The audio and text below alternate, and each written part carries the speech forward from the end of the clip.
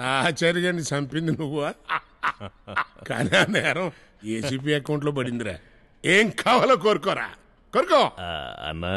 సిగ్గుపడకుండా అడగరా. అధికారం మందే. ఎమ్మెల్యే సీట్ కావాలి.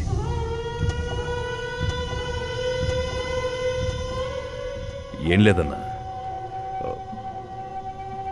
రౌడీగా ఉంటే ఎన్కౌంటర్లో లేపేస్తారు. రాజకీయ నాయకుడైతే, అది ఎమ్మెల్యే అయితే, నేను ఎమ్మెల్యే అయినా నీ రౌడీనే అన్నా. కాకపోతే కద్దరు షర్ట్ వేసుకున్న రౌడీని. ఒక్క నా కొడుకుని నీ దగ్గరికి రాకుండా చూస్తా. నేను సీఎం, నువ్వు MLA.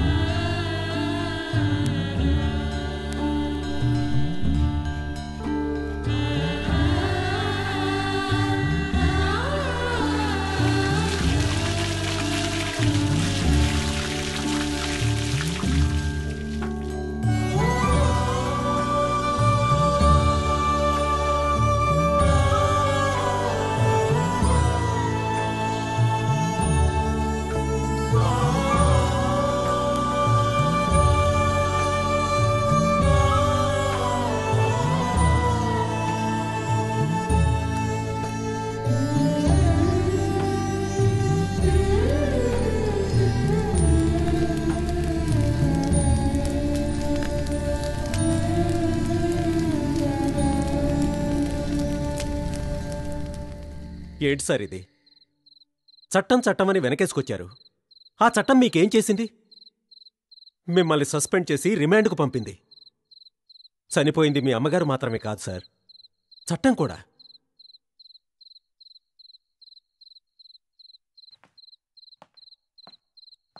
Welcome my boy, welcome. నాకు తెలుసు నువ్వు ఇక్కడికే వస్తావని. ఎంత నిజాయితీపరుడవి. చట్టం చట్టం అన్నావుగా, ఇప్పుడు చూసావా చట్టం నిన్ను అనాథన చేసి ఎక్కడికి తీసుకొచ్చిందో.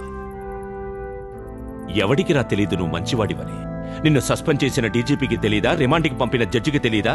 చుట్టూ కూర్చున్న నల్లకోట్లకి తెలీదా? లేదా మీడియాకి తెలీదా? విషయం తెలిసిన ప్రతి ఒక్క మనిషికి తెలుసు నువ్వు మంచివాడివని.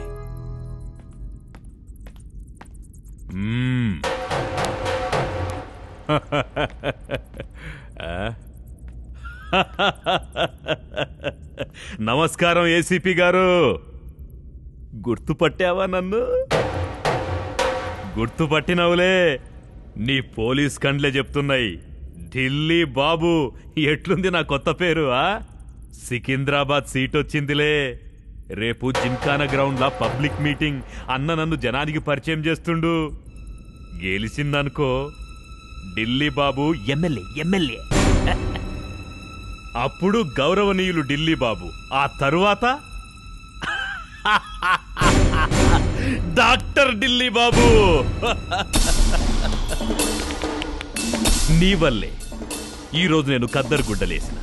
అందుకే నేరుగా నిన్నెత్తుకుంటొచ్చిన, చూసిపోదవని. ఏ సెంట్రీ, ఏసీపీ మనోడే. అందరికి బిర్యానీలు పెట్టి మంచిగా చూసుకోండి. ఈ జైలు మనకు పుట్టిల్లు లాంటిది. అన్నో, రేపు నేను రిలీజ్ అవుతున్నా. నీకు బ్యానర్ కట్టి బాజా వాయిస్తా. ఒక ఓటు కాదన్నా, 100 ఓట్లు గుద్దుతా. గుద్దు గుద్దు గుద్దు, బాగా గుద్దు. చల్. గుద్దుతారా?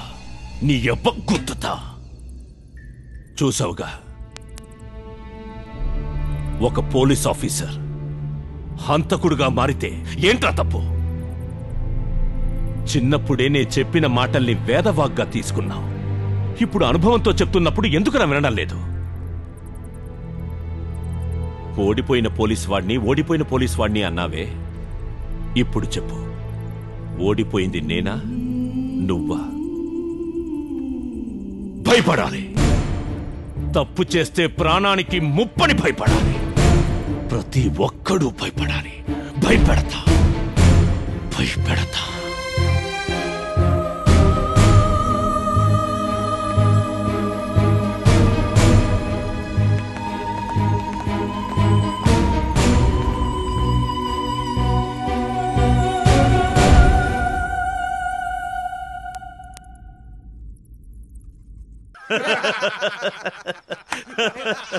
ఐదున్నర అడుగుల ఢిల్లీకి 30 అడుగుల కటౌటా? హలో,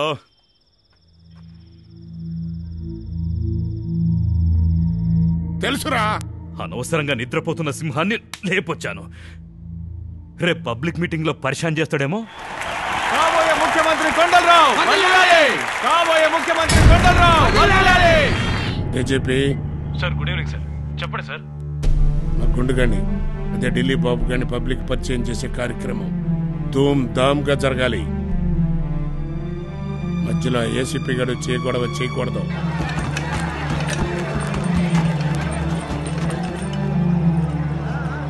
ఏసీపీ సజ్జన్ జైల్లోంచి తప్పించుకు పారిపోయాడు అని మీడియా మొత్తానికి ఫ్లాష్ న్యూస్ ఇచ్చేయి.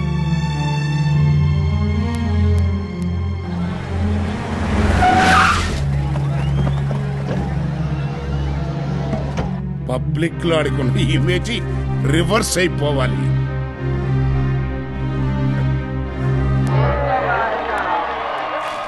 అన్నలారా, అమ్మలారా, నాన్నలారా, తమ్ముళ్ళారా, మీ అందరికీ నా నమస్కారం. ఎన్నాళ్ళు మీరు నన్ను బిడ్డలా చూసుకున్నారు, మీ రుణం ఎలా తీర్చుకోగలండి? అందుకే ఇప్పుడు నా తమ్ముణ్ణి కాదు, మీ రెండో కొడుకుని, నా ఢిల్లీ బాబుని మీ ముందుంచుతున్నాను. ఒక్క ముక్కలో చెప్పాలంటే, నా ఢిల్లీ బాబు మనకెదురైనటువంటి స్త్రీని కన్న తల్లిలాగాను, తోడబుట్టిన చెల్లిలాగాను చూసుకుని సంస్కారం ఈ నియోజకవర్గానికి క్యాండిడేట్ అనేది నా దృష్టం కాదండి, మా పార్టీకి అదృష్టం అని చెప్పి మనం చేసుకుంటున్నాం. మిమ్మల్ని గెలవడానికి ఎన్ని అమంతరాలండి, చావు బెదిరింపులు కూడా. అయినా నేను ఆగుతానా? ఆగను దాకా ఆగను. ఎవరో ఏసీపీ అంట, సత్యమంట, ఆయన మొహం ఎట్టా ఉంటుంది కూడా నాకు తెలియదు. అసలు నేను ఎవరికి భయపడినండి, ఎవరైనా సరే ఎదుర్కొంటాను. ఏమయ్యా సత్యం, దమ్ముంటే రావయ్యా, రా, ఇక్కడే చూసుకుందాం రా. నా జనం నిప్పులు అంటోళ్ళయ్యా, వాళ్ళు నిన్ను కాల్చి బూడిచ్చేస్తారు. దమ్ముంటే రావయ్యా.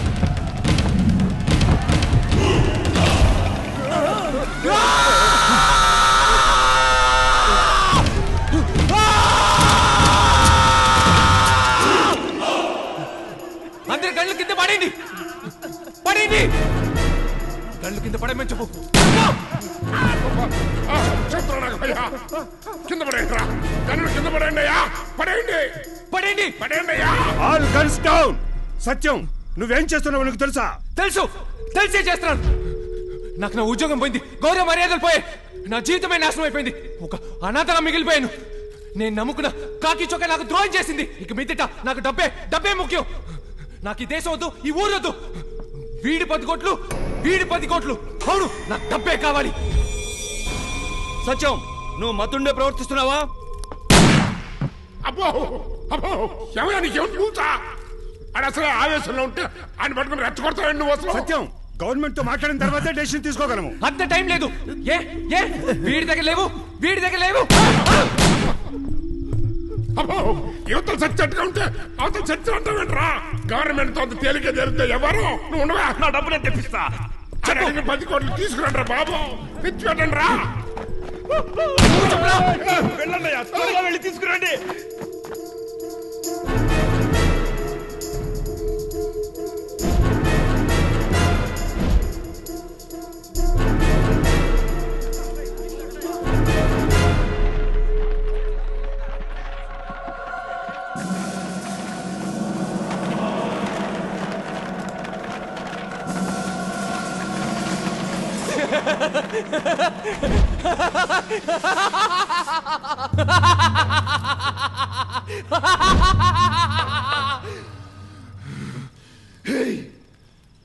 ఎవడప్పు సొమ్ము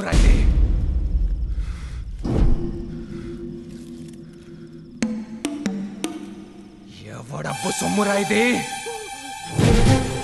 కొట్టాడు చూడు, ఫస్ట్ బాల్ 6.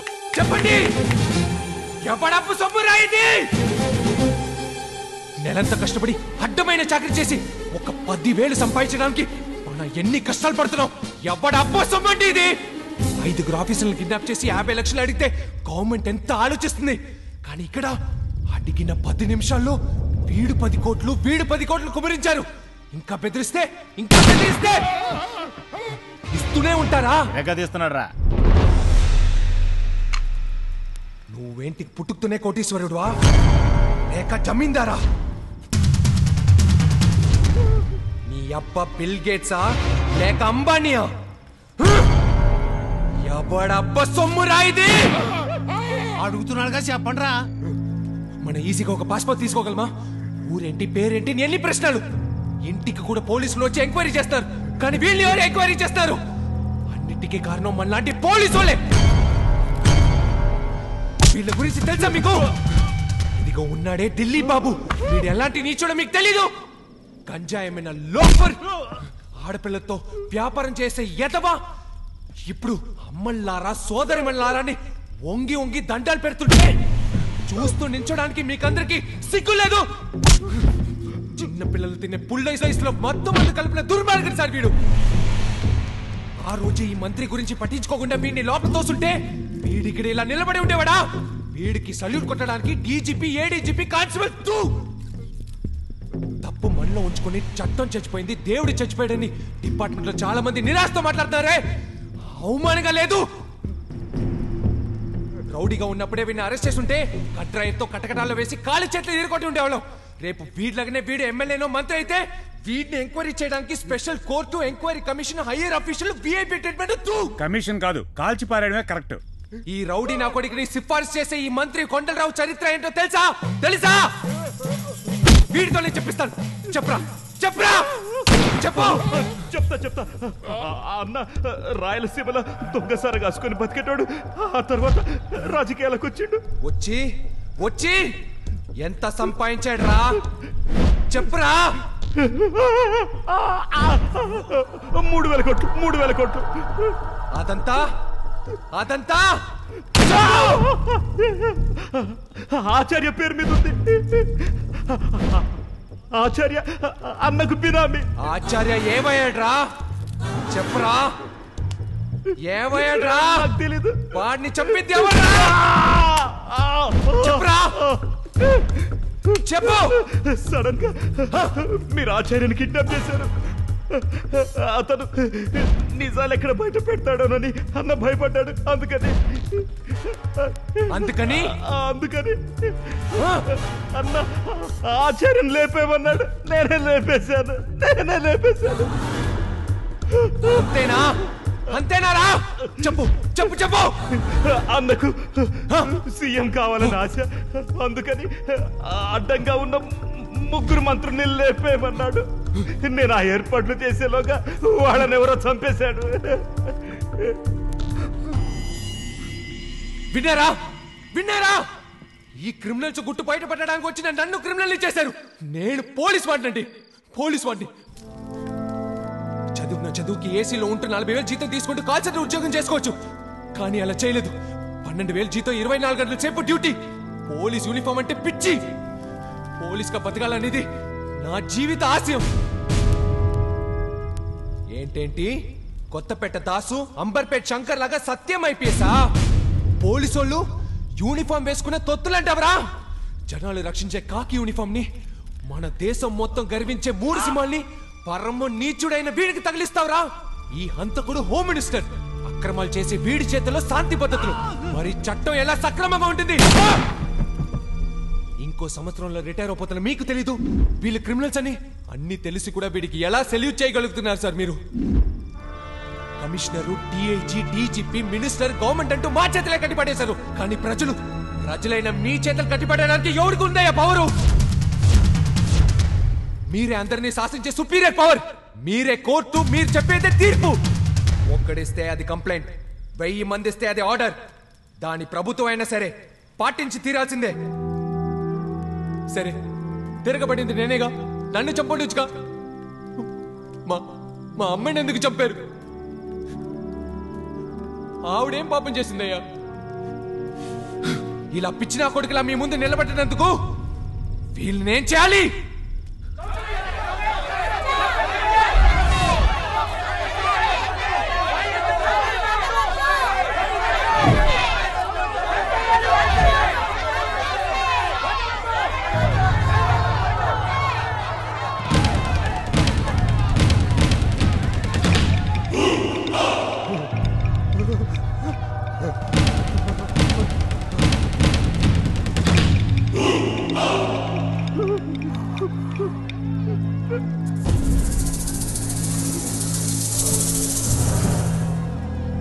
చంపేస్తే సమాజం మారిపోతుందా? చెప్పండి, దేశం మారిపోతుందా? ఎందరు కొండల రావులు, ఎందరు ఢిల్లీ బాబులు, ఎంతమంది ఉన్నారు ఇలాంటి వాళ్ళు? 100 మంది, 1000 మంది ఇలాంటి వాళ్ళు పుడుతూనే ఉంటారు. అందరినీ చంపేయగలమా? ఇప్పుడు కూడా నేను తుపాకీ తీసింది వీళ్ళని చంపడానికి కాదు, వీళ్ళ నోటితోనే నిజం చెప్పించడానికి. ఇది కూడా పోలీస్ గా నేను చేస్తున్నా లైవ్ ఇంట్రాగేషన్. వీళ్ళకి భయం రావాలి. దేవుడంటే భయపడ్డట్టే చట్టం అంటే కూడా ప్రతి వాడికి భయం రావాలి. ప్రజలే శిక్షిస్తారనే భయం రావాలి. ఒక్కడనుకుంటే సరిపోదు, ప్రతి ఒక్కడు అనుకోవాలి, ప్రతి ఒక్కడు అనుకోవాలి. అలా అనుకున్న వాడి వెనక అందరూ నిలబడాలి. అలా నిలబడితే ఇలాంటి వాళ్ళ ఆటలు సాగుతాయా? చంపడమే తీర్పైతే దేశం నెత్తుటి ఏరైపోతుంది. మన కోసం పోరాడే వాడిని కాల్ చేశాడ్రా, వదలకండి, పట్టుకోండి వాడిని. ఇదే జరుగుతుంది, ఇంకేం జరుగుతుంది? ఎదురు తిరిగిన వాడికి చివరికి ఇదే జరుగుతుంది. కన్న తల్లిని కాపాడుకోలేకపోయిన కొడుకుగా ఓడిపోయి ఉండొచ్చు, కానీ ఒక పోలీస్ ఆఫీసర్గా నేను ఓడిపోలేదు, ఓడిపోను కూడా. ఒక్క సాక్షి కూడా లేడనేగా తీర్పు మార్చారు. ఇప్పుడు 1,00,000 మంది సాక్షిరా, 1,00,000 మంది సాక్షి. ఈ దేశమే సాక్షిరా.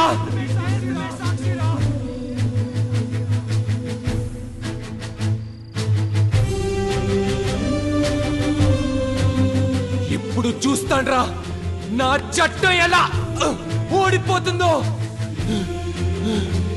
ఇదేరా పోలీస్.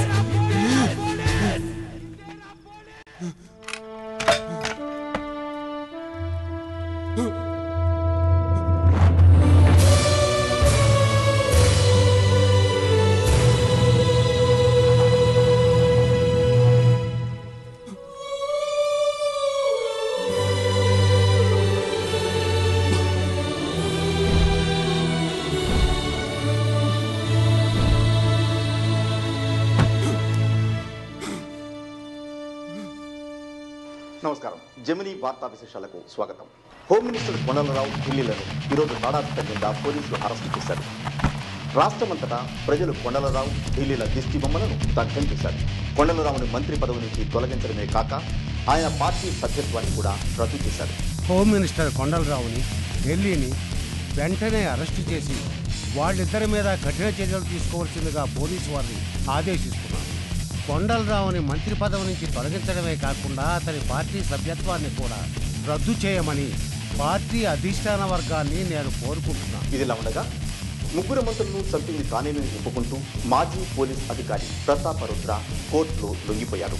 ఆత్మరక్షణ కోసం ఇతరుల మీద దాడి చేయడం ఎలాగైతే తప్పు కాదు, ఏసీపీ సత్యం తన ఆత్మరక్షణ కోసం విచారణ జరపడం ప్రజలందరి సమక్షంలో తప్పు కాదని ముఖ్యమంత్రి అన్నారు. అంతేకాక ఆయన త్వరగా కోలుకుని ప్రజలందరికీ సేవలు అందించడానికి ముందుకు రావాలని ఆయన తన అభినందనలు తెలియజేశారు.